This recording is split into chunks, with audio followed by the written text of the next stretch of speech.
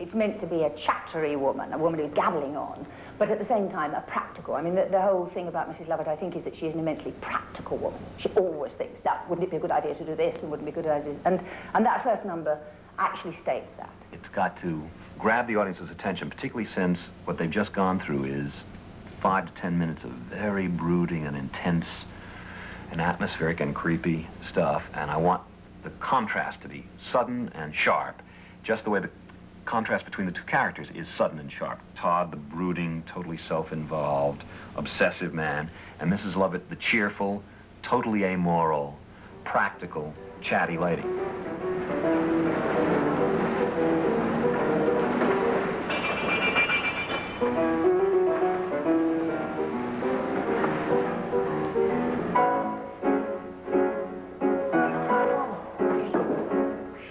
I figured she should be on stage first. I have her cutting dough. And the first thing she does is stick the knife in the counter. I thought, that's the way to start the number, is with the punctuation of the knife in the counter. Ah!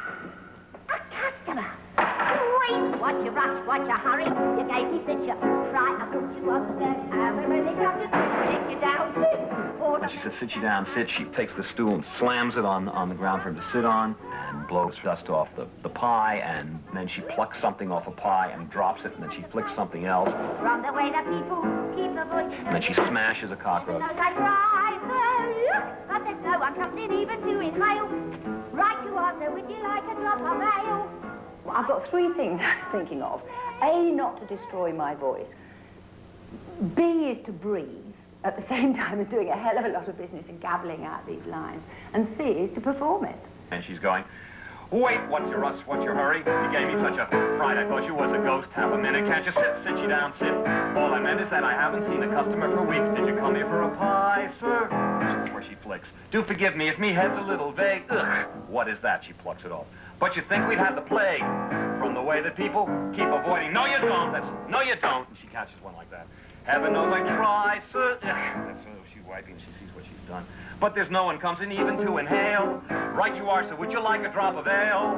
Mind you, I can hardly blame them. These are probably the worst pies in London. I know why nobody cares to take them. I should know, I make them for good now. The worst pies in London. Even that's for like the worst pies in London. If you doubt it, take a bite. It's just disgusting. You have to concede it. It's nothing but trusting. You drink this, you need it. The worst pies in London.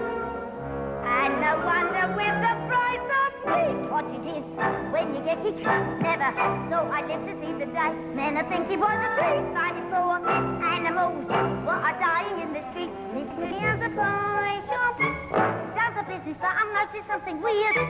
Lately all our neighbours' cats have disappeared. Had to add it to her, what I call enterprise, popping pussies into pies. Wouldn't do in my shop. Just the thought of it's enough to make you sick. And I'm telling you, them pussy cats is quick.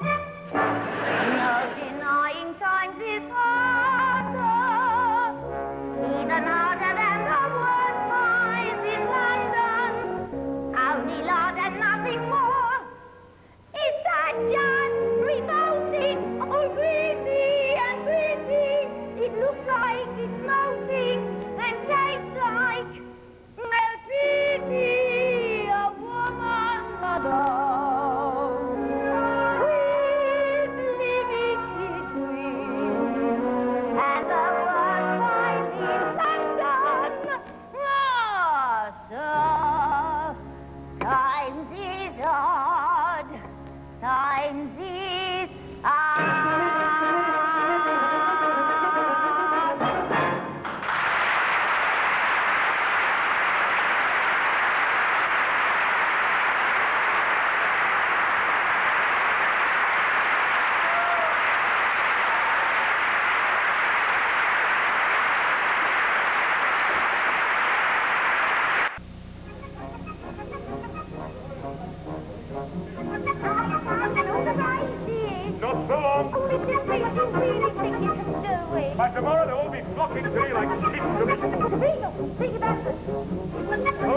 There was the scene in Bond's play, which is necessary to the plot, which is the bane, I'm sure, of, I was going to say of every opera composer's existence, but probably some of them enjoy it. I can't stand it. When you've got what I call the peasants on the green sequence. That is to say, where you have a crowd, and there's absolutely no reason that all the crowd should be singing the same thing, and yet they're a chorus, and they have to sing the same thing. And suddenly the reality of the scene goes out the window. From now on, you can wait till I leave.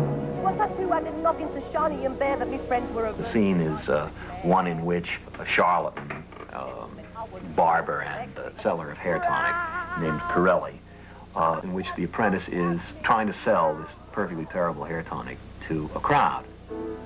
Was Randy's miracle elixir. That's what did the trick, sir. True, sir, true. Was it quick, sir?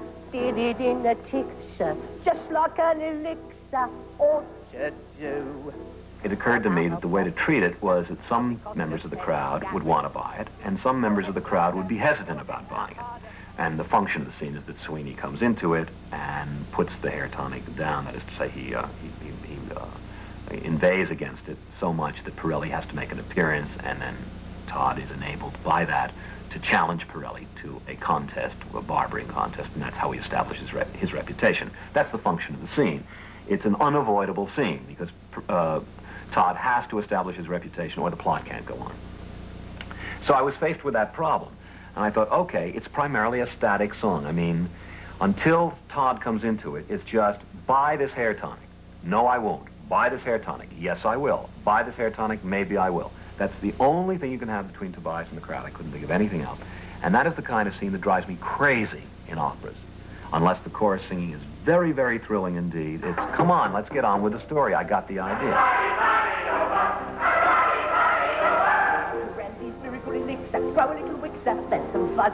See, Randy soon make a fixer. Love good elixir. Always does. Trust Pirelli. If your Harry fixer. Fixes an elixir. Don't look grim. Well, clearly it had to be a developed number. And I also had to get Todd into it. And, of course, by the time Todd comes into it, then the number does start developing, has a dramatic shape, and the last half of the number is fun. So I thought, there are numerous devices to keep an audience's interest alive. Probably the easiest and most effective and most legitimate one is to write a lyric that is fun in and of itself. And faced with that problem, the solution seemed to me to be staring me in the face because Bond called this hair tonic Pirelli's Miracle Elixir. Well, elixir immediately suggests a series of rhymes that have to do with the word sir, such as trick, comma, sir, nick, comma, sir. Was Pirelli's miracle elixir. That's what did the trick, sir. True, sir, true. Was it quick, sir? Did it in a tick, sir? Just like an elixir ought to do. And I thought I could build up enough of those so that the number would have a certain dazzle to it, so that the lyrics would have a certain delight in and of themselves, simply because the rhyme would keep on going, and you'd wonder, as in a good Cole Porter song, how many variations he can make on it. What it is a series of rhymes for elixir. I don't know how many, but I'll bet there are 15 or 18, none of which are repeats. I mean, I never use nick twice or trick twice. But ick is a very easy word to rhyme in the language. So once you've got the idea of ick, sir, you've got the lyric made.